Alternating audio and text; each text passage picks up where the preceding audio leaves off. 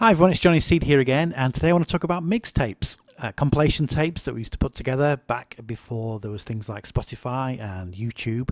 So a couple of weeks ago I got a message from my friend Paul, and it was this picture that you can see on the screen here. And the message said, "Was this one of yours?" As in, was this a compilation tape that I'd put together? And looking by the handwriting on there, Mondo, Beyondo, and the picture of Bill Hicks, I would say yes, it was definitely one of mine, but I couldn't remember putting it together at all. So I asked him to send me the track listing, which he did, and indeed it was one of mine. So I thought I would get all the tracks off it and put together a YouTube playlist, which I'm going to link to below. And if you want to have a listen to it, you can, and I'm going to talk you through it and explain a little bit of it. And the reason I'm doing this is just to see whether or not the tunes that I was listening to when I was in my 20s, I should explain, this compilation was probably put together in about 96 or 97, so about 20 odd years ago, whether or not I would still enjoy listening to them now. So yeah, he sent me a picture of the track, the inside of the track listing on the inside of the tape. So let's have a look at that. And yes, as you can see, okay, so I'm going to have to do a bit of an explanation here. So for those of you who aren't from the UK or Australia, you probably don't know who this odious individual is here pictured. This is Rolf Harris. Rolf Harris was a artist, TV presenter, sometimes singer, who was on TV everywhere in the 1960s and 70s up till about the 80s. And yes, and then in subsequent years, well, in 2013, I'll explain straight away, 2013 he was arrested and he's now in prison for basically being a paedophile. So, but I just want you to bear in mind that this compilation tape was put together in the 90s, before we knew that. However, we did have an inkling. He was one of those people that was always on TV when you were a kid, and he just seemed a bit weird. And as you got a bit older and became an adult, you realise there was probably something a bit amiss with him, shall we say? Which I think we already had an inkling about. As this clip, if I can find it, will testify that from the early 90s, where I was where I was asking for him to be arrested. I'll just play that now, shall I? Carrying on our campaign to get Rolf Harris sent to prison. So yeah, Paul and I were in a band which had just recently, well, Paul and I were getting a band together, so we'd swap tapes back and forth with music that we were listening to at the time, and the band that we were in was called Golf Harris. That's Golf Harris. And a bit of a sidetrack here, I'll explain the reason why we're called Golf Harris. We were previously in a band called Scarpa, which did a couple of rehearsals but never did any gigs. And so we had it was on a day off, and I was with my other friend Warwick, and he was with his friend Rick. Now my friend Warwick was the bass player in the Hirundu band I'd been in previously, and Rick had been in a band, I think they were called Cosmonaut, or it might have been Victoria, or both, with Paul. And Rick was a guitar player, Paul was a guitar player, Warwick was a bass player, and I was a singer. And we were playing pitch and putt golf on the promenade, on the seafront in Fleetwood. And when we realised that we were pretty much, we had the makings of a band, we just decided for a laugh that why don't we put together a band there and then. And then someone pointed out that night in a pub just up the road, a place called the Durban, which is no longer there, they were doing open mic nights that night. I think it was a Tuesday or a Thursday or something like that. It was in the week. And so we decided, for a bit of a laugh and a challenge, why not see if we can write 3 songs, rehearse them, and then that night, this was in the afternoon, that night do a gig. So with maybe like 2 or 3 hours tops rehearsal. Which we did. We called up a friend of ours who played the drums, who was available, who'd never even heard us play or who knew what the songs were, but we just said, right, listen to the opening tempo and then join in. So we did 3 gigs. We did 3 songs at this one gig. But on the way there, we did realise that we didn't have a name. And because we'd formed the band while we were playing pitch and putt golf, I just blurted out Golf Harris. So it was like a pun, a daft joke. And that's also where Pitch and Putt comes from, as in the Pitch and Putt blog and the Pitch and Putt channel, which is my other YouTube channel. So anyway, yeah, so when I put this tape together, I of course included a picture of this odious individual who is now a sex offender, Rolf Harris. So we back then it was done for ironic reasons. So I'll just get that out of the way now in case you're wondering, because we're going to be able to look at his evil face. And I'll probably blur it out at some point. We're looking at his horrible child molestating face for the duration of this video. Anyway, it's not about Rolf Harris. It's about the music on the tape. So anyway, getting back on track. So side A starts off. And also, if you can see this properly, I've only written down the names of the songs and not the artists. So I had to do a little bit of searching around. Most of these songs I was very familiar with. A couple I had to kind of remind myself who they were. So let's move over to the playlist, and we're starting off with Fountains of Wayne, Radiation Vibe. And obviously you won't be able to hear the music due to copyright reasons. I can hear it through here. I'm going to start playing it now. I think I'm going to turn it down a little bit because it's a bit loud.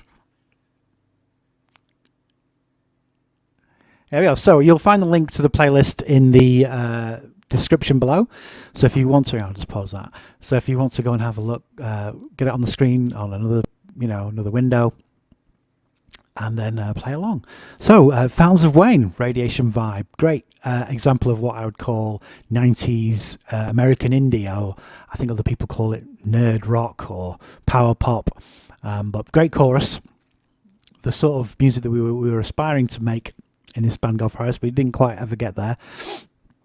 But one of our favourite songs, this. All right, and I won't play the whole thing because we'll be here for at least 90 minutes. And so after that we have Belle and Sebastian, The Boy with the Arab Strap. One of the all-time great bands, I think, Belle and Sebastian, and not very underrated, but I don't think they get enough credit. And if you don't know what an Arab Strap is, well, the Boy with the Arab Strap refers to the band Arab Strap, who apparently Belle and Sebastian went on tour with. But yeah, maybe Google Arab Strap and see what you come up with, and don't do it at work though, no. Okay, so after Belle and Sebastian, I put on some Bowie. Andy Warhol. I could have picked one of hundreds of Bowie songs really, but I was quite into this album at the time. So I opted to put on the song Andy Warhol. Now this is one that I had to message my friend Paul just before I made this video actually, saying who's Rockalizer Baby by? Because you can see on here I'd spelt it Rockalizer with a Z, baby, and I tried googling it and it came up with nothing, which was annoying. So I said, who's that Rockalizer Baby by? I can't remember. And it was the Bonzos, the Bonzo Dog Band. Rockalizer Baby, another band that doesn't get enough credit, I don't think. They should be up there with the Kinks and the Who, and maybe not as good as the Beatles and the Stones, but they were definitely sort of one of the more iconic 60s bands in the UK anyway. Alright, so what's after that? We have... Oh, and of course Neil Innes was in the Bonzo Dog Band, who went on to be in the Ruttles and wrote most of their stuff.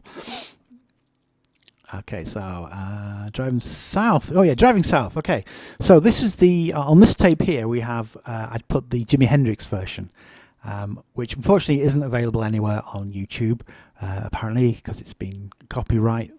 But it is available on Vimeo. So I'll put a link in the description to this video here. This is from the BBC Sessions. BBC Sessions. Compilation CD, and it's great song.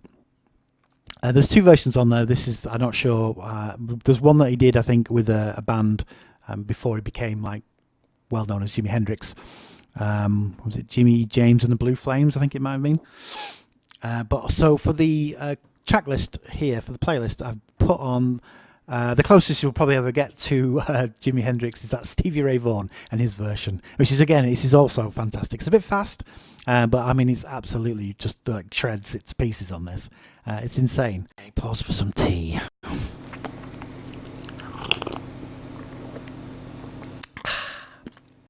2, 1, and we're back. Okay, so after the frenetic guitar shredding of Driving South, put on something, a change of pace, as they would say, and I wish I knew how it feels to be free. Now, if you are from the UK, you may remember the film series of programmes on the BBC. What was the guy's name that used to present that? I was on it for years. Not Barry Norman. Barry Norman? Yes, Barry Normal. Barry Norman film. This was the sound, not soundtrack, the theme tune to that. I've put on the Nina Simone version because I'm 100% sure that's what was on the cassette that I made for Paul. So yeah, definitely go and check this one out. It's really good. And changing the pace once more. Some Billie Holiday and Strange Fruit. Which, if you're not familiar with it, make yourself familiar with it, of course. Now, the next one, it just says here on tape, Requiem, with no other information. So I'm assuming it is Mozart's Requiem. Now, I wouldn't put the whole thing on, so I've opted for this section here, which I think is the opening section, the opening 8 minutes. And this was at the time, I think I was in my mid-20s when I put this together. Now, I'd been listening to classical music when I was a lot younger. I used to love listening to Beethoven's Sixth Symphony when I was probably about 9, 10, 11 years old, before I got into pop music, really. And then sort of stopped listening in my late teens and early 20s when I was getting more into listening to like Led Zeppelin and heavy metal and bands like that. And then I must rediscovered it somewhere. I must have found it on maybe a compilation CD or something. But I think it was a few years after this when I really started to appreciate just how amazing Mozart's Requiem is. I mean, that's a bit of a redundant statement. But if you consider yourself a music fan at all and you haven't heard Mozart's Requiem, then you have to, really. I mean, even if you don't like it, you just have to say you've listened to it. Yeah, absolutely, just one of the most mind-blowing pieces of art ever created by a human being, I think. That's about it. And of course, from the Sublime to Gomez, Tijuana Lady. Gomez were a bit of an almost local band to us in Blackpool and Fleetwood. They were from Southport, I believe. So they were, just on the other side of the River Ribble. And they were of a not too dissimilar age range for us. And they had a fantastic album. Now, the other big song they had was Whipping Piccadilly, which they played in all the indie clubs. But this one, Tijuana Lady, it's probably the best song I ever wrote. I remember playing this over and over again in my mate's car. Wonderful piece of songwriting. Okay, so back to the tape. Where are we now? So we go from Mozart to Gomez, and then we have, the Super Furries. God, show me magic. More sort of power pop. And this video here is by this guy on it. What's he called? Oh, what's he called? I want to say Lamont. Lamar. Mark Lamar. That's it. Whatever happened to Mark Lamar? Did he lose his mind and then just gave it all up? Because he was massive at one point, wasn't he? I don't mean physically. I mean like in popularity. So yes, the Super Furry Animals from Wales, great band. Did quite a few good albums, and I followed that up with some Metallica. So no wonder my mate Paul said that this compilation was eclectic. So far, pretty much all these songs I would consider myself still a big fan of. Nothing on here that's been on so far which I wouldn't listen to now at all. So that was side one. Winners all round. Okay, so side B starts with Gomez again and Whipping Piccadilly. So here we go. Yeah, this was the big hit that we all used to listen to in the clubs. This is I've only probably have a lot of the tea break, I think.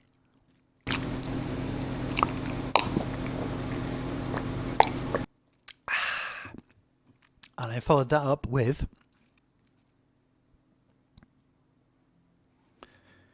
Survival Car. More Fountains of Wayne. I don't know if this one was a single or not. Fountains of Wayne were the band that did Stacy's Mom, I think it was, which was from one of them shitty films for the 90s. But this is a much better song, Survival Car. And what's next? Lady Godiva. Now this one took me a while to figure out who it was, or to remember the name of the band anyway. Grantley Buffalo, turns out. I must have found this on a Uncut magazine or Select magazine, one of those magazines from the 90s that used to come with a CD on the front, and it was on one of those. And yeah, brilliant song, but probably not that well known. Well worth checking out. I hadn't heard this in maybe 15, 20 years. I only rediscovered it when I was putting together this playlist, so that was a nice find. And follow this with some Nick Drake. And I'm sure you're all familiar with Nick Drake.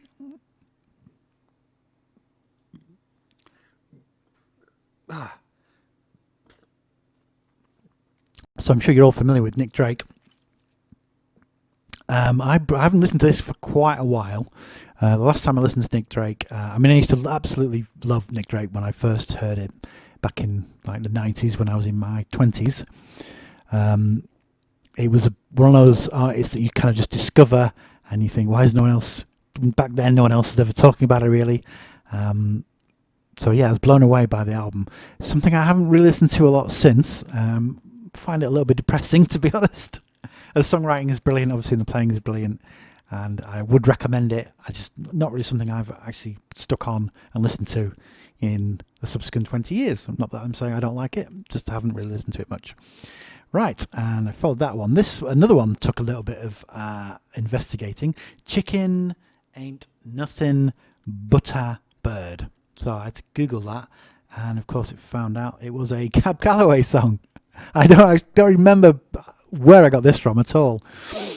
It must have been on some compilation, because you got to bear in mind that I would have got all these bits of music on here for this tape would have either been on, I would have already had them on cassette, or they would have been on vinyl, or possibly or on CD. So there was no getting stuff off the internet then. So where I got Cab Calloway, Chicken Ain't Nothing But a Bird from, it remains to be a mystery. Maybe we'll find out when I go looking through my box of cassettes, which is probably a video I'm going to do after this.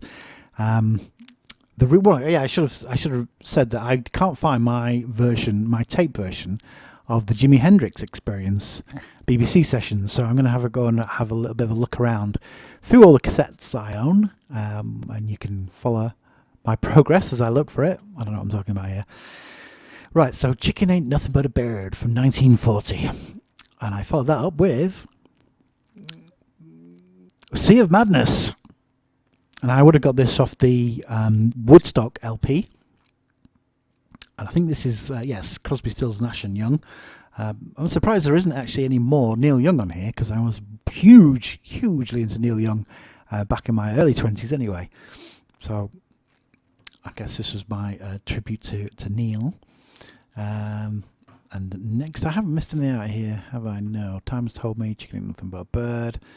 Okay, and then, number 7, one of my all-time favourite songs of all time, No Push City Limits. Yes!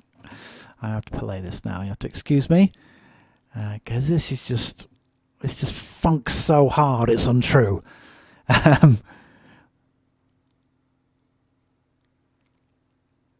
Oh, yes. Now look at Ike, cool as fuck, playing this on an acoustic guitar. With a wah-wah probably somewhere. So, I think this video here is taken from a German TV program, I think. But, yeah, absolutely brilliant. And next up, let's go back to the track list here. Sea of Madness. There's one missing. I knew there was one missing here. Baby's Arm. Now, why did I not put this on the compilation? You might have to pause this a sec while I find out what's happened to the Baby's Arm, and I'll explain why in a minute.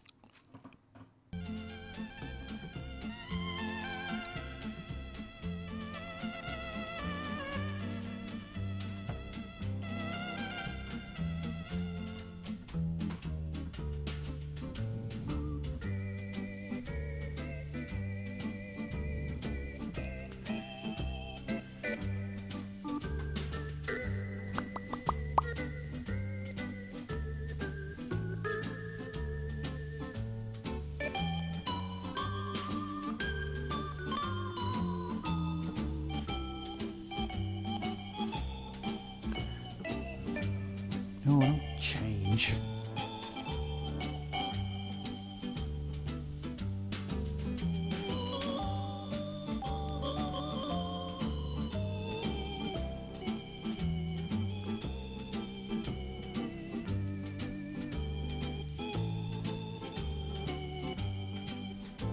Now, can't find it anywhere.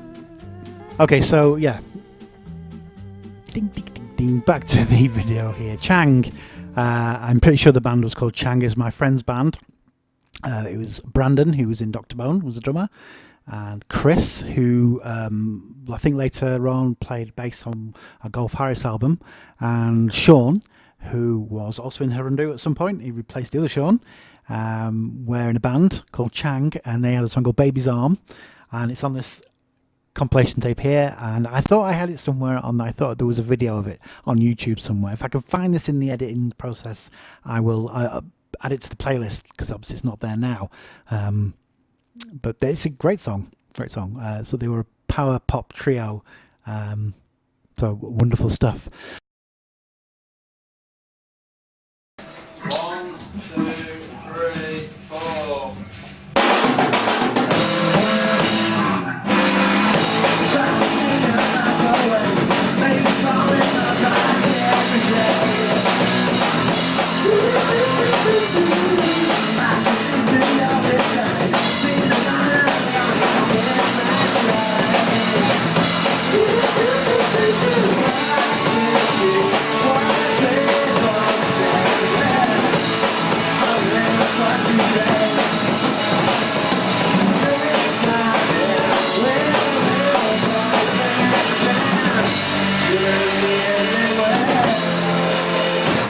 So yes, so that was track 8. Track 9, Radar Love by Golden Earring.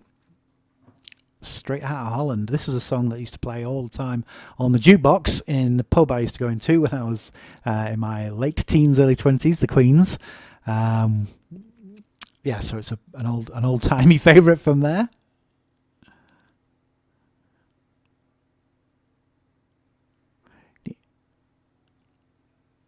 So I'm sure you're all familiar with. And then Lulu, The Man Who Sold the World. This is the Bowie cover. Now, if you'd have said when I first heard that Lulu did a Bowie song, I was like, Lulu? Because back in the 90s, I think Lulu this is before she got involved with Take That. So yes, I was very surprised to learn that Lulu had done a cover of a Bowie song, and done a really good version of it as well. So one of the things that me and Paul used to do when we were swapping tapes back and forth is we'd always try and find really good cover versions of songs that we knew, of songs that we were familiar with, done by obscure people. An example of that is the version of "Does Your Mother Know" by ABBA, done by Ash, which is a great cover version. So yeah, we have on here "The Man Who Sold the World" by Lulu, and I've just noticed another gap here. I've just noticed another gap which I'm going to have to go looking for to fill in track 11. So give us one moment.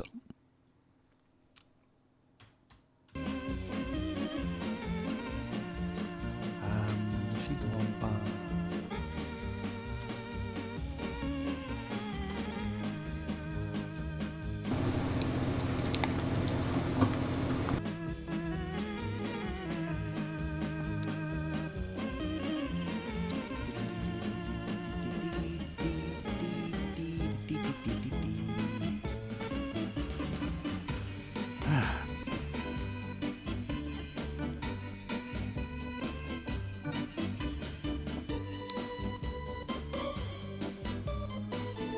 Edit.